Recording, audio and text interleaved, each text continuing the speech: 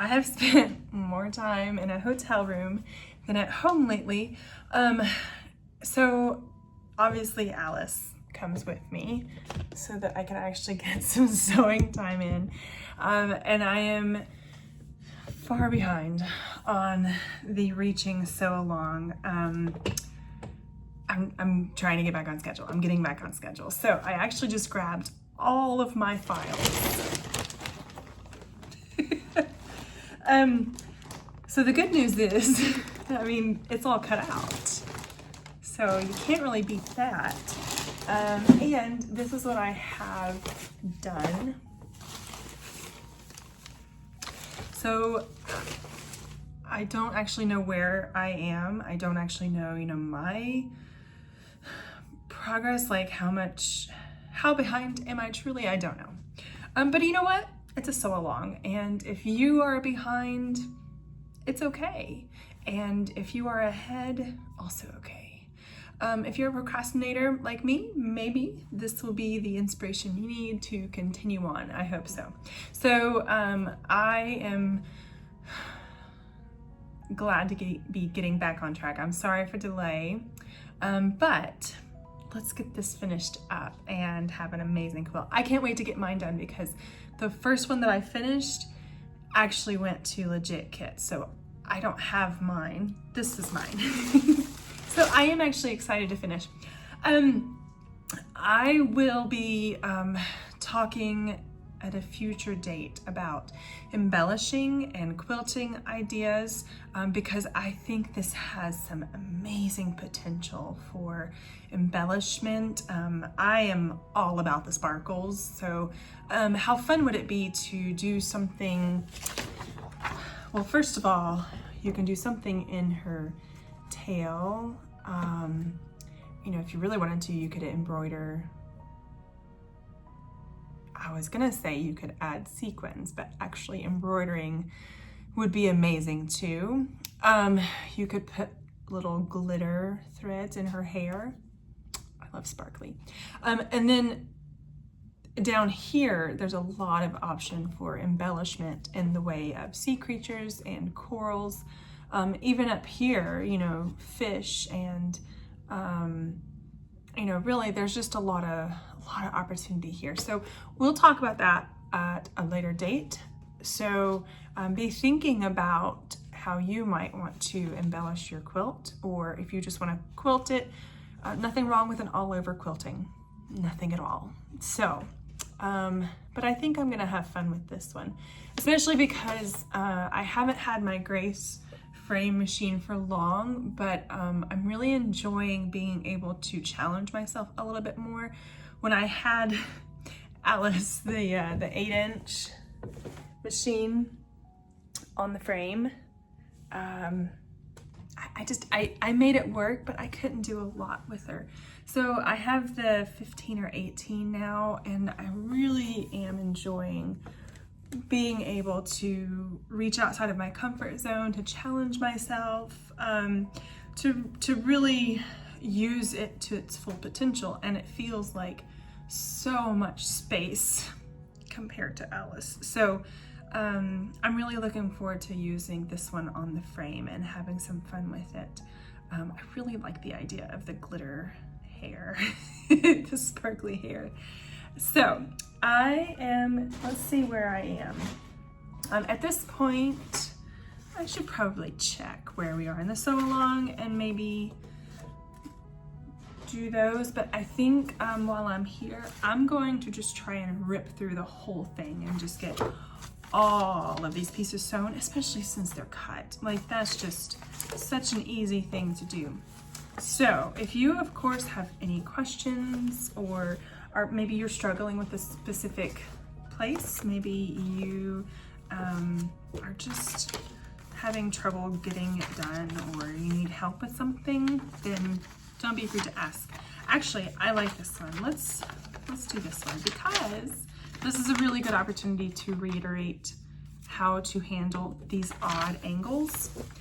So I'm gonna move the camera around and you can watch me sew, and we'll talk about how to deal with, whoops, I didn't mean I'd move it like that.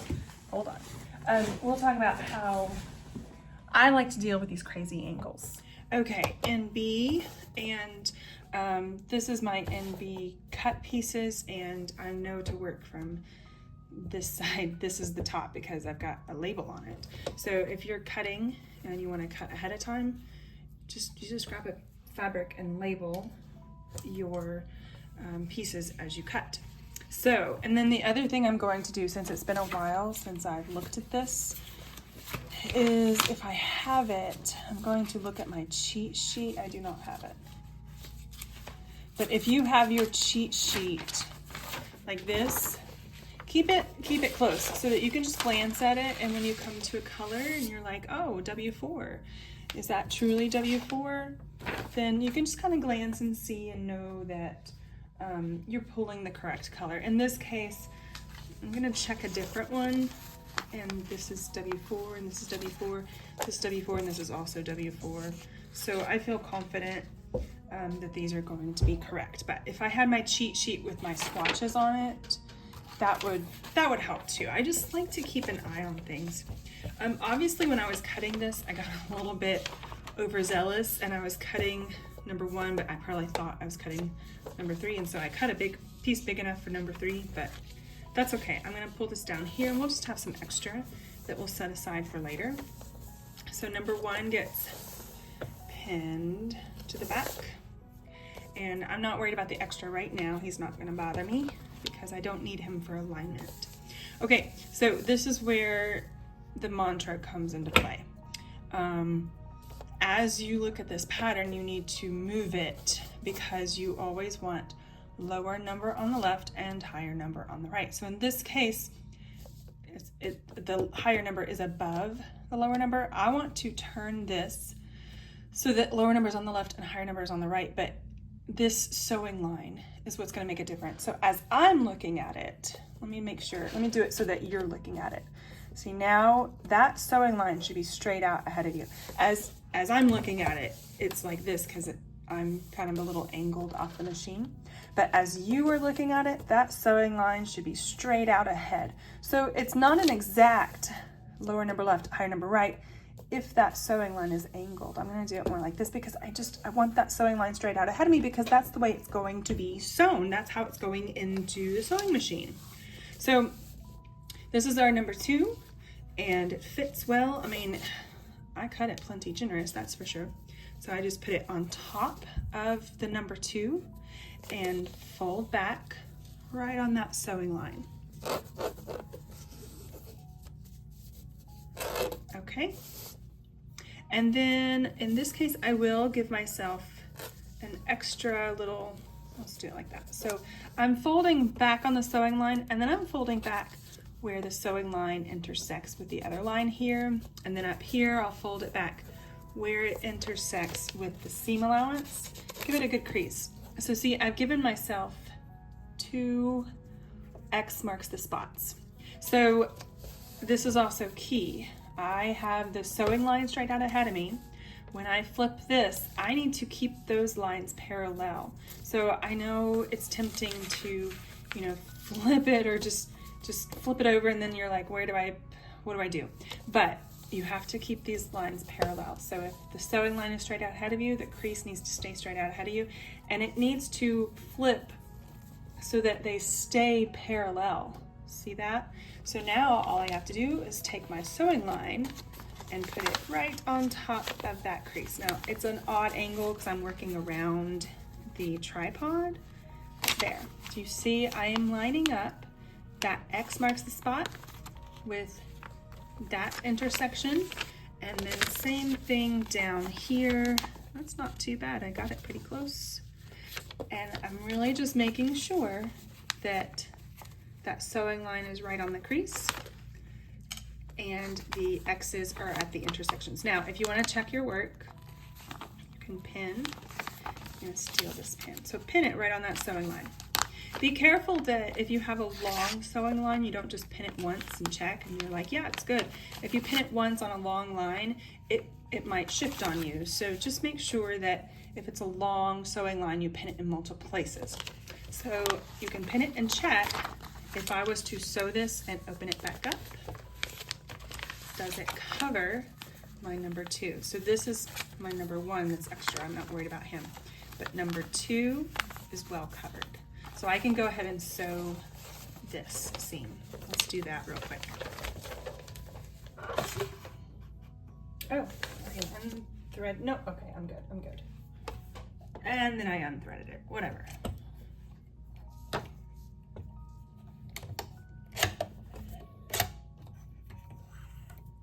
Okay, I'm going to go ahead and sew this seam.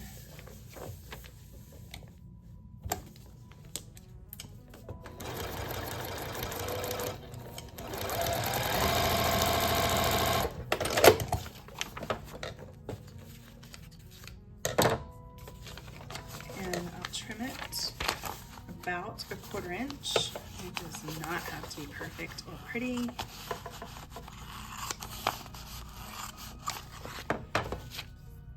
Save that scrap. Okay, I'm going to open it up. Now you can iron this or you can finger press it. My fabric is starched, so it finger presses really nicely. But if you're not getting a nice good crease with a finger press, absolutely you can iron it. And you came unthreaded again. That's always fun. Oh, look, my nails match my mermaid. How fitting is that? Oh, come on, work with me here. There we go. Sometimes she behaves. Okay, so then number 1 and number 2 are done, and number 2 is well covered.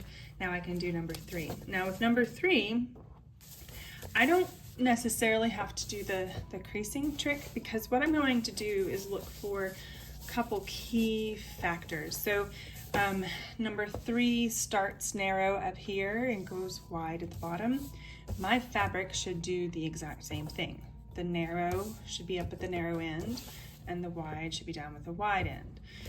And then the other thing it does is it comes down to the right. So instead of just being a nice little right angle here, it's angled down this way. And so oftentimes what happens is we'll put our fabric on, we'll sew it on, and then we'll flip it, and it cuts off that bottom point, right? That's what happens. So let's look at this to make sure that we avoid that issue. The only thing we really have to do is check before we put the fabric underneath. So again, I'm going to put it on top, and you absolutely can fold it and crease it if you want to. In this case, I don't have to even go through that effort, because I can take a look and see how I'm positioning the fabric on top of the paper. So my fabric is on top, everything is well covered, and including that point down there, it's covered, see? So I know it's gonna fit. Now, the only thing I have to do is check. If I'm gonna put this raw edge, I'm gonna put this underneath, and that raw edge, that sewing line will be on that raw edge, okay? If I look at this, if I pull this raw edge all the way up and I align it with the bottom of the paper, or the bottom of the pattern piece, it's gonna technically work, but it's gonna be tight, and if I'm off a little bit, I might end up chopping that off, and I do not wanna take that chance. So if I go the other extreme and I pull this fabric all the way down and line it up with the top edge of that pattern piece, I am well covered down here. So you can just mentally check. You don't have to even crease it if you don't want to. If you like creasing every single one, or you need to, absolutely do it. But in a piece like this, it's not necessarily that odd angle like this was. It's just that it is, let's call it an asymmetrical shape. And so, we want to make sure how our fabric is placed. Will it be successful? If we pull it all the way up here, it might not be successful. But if we pull it all the way down here, it's going to be good no matter how we put it. So now I'm going to still take it to the right. See, I just flip it to the right and put this sewing line on that raw edge. So, and again, I have turned my pattern so that The lower numbers are on the left and the higher numbers on the right, with that sewing line straight out ahead of me. And in this case, well, in every case, the second mantra is the bulk of your fabric should be to the left of the sewing line, like period. If you have the first mantra down, lower number to the left, higher number to the right, then the second mantra is the bulk of the fabric is to the left of the sewing line, period. And if you do this consistently, if you're consistent with yourself and you build up this muscle memory, you won't even have to think about it. I am so fast at what I do because I have built up a routine and I don't even have to think about what I'm doing. I can just mentally, hold up the fabric and look and check it and keep going.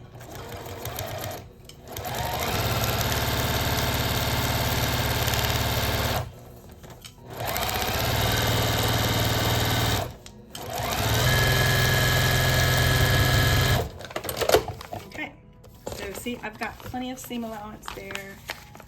Looking good. Let's trim it.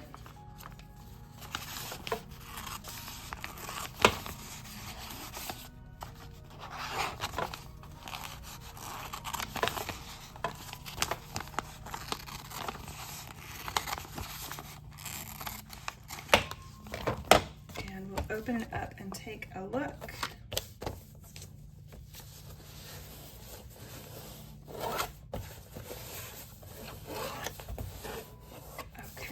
And look how nicely it's covered, top and bottom. Okay, look, I got a piece done. All right, let's keep going.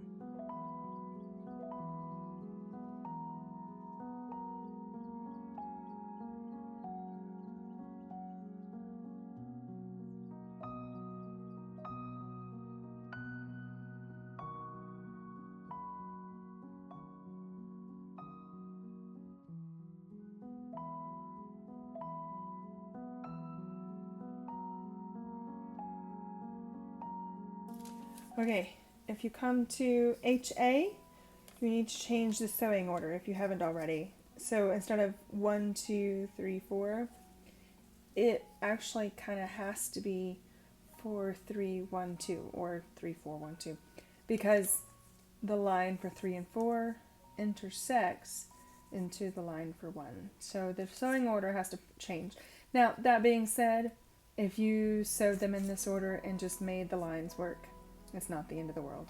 So I'm going to keep working on this. I'm actually gonna go swimming real quick. I'm gonna be a mermaid, but I'm gonna go swim and then I'm gonna come back and work some more on my mermaid, and I'm hoping to get these pieces done this evening. So I'll record the time lapse. If you have any questions, let me know, and then very soon we will talk about embellishment and quilting and all that fun stuff, because I know sometimes that's the hard part, but it really should be the fun part because the hard part is done. The sewing it together is done. So let's just have fun with it. Thanks, guys. See you later.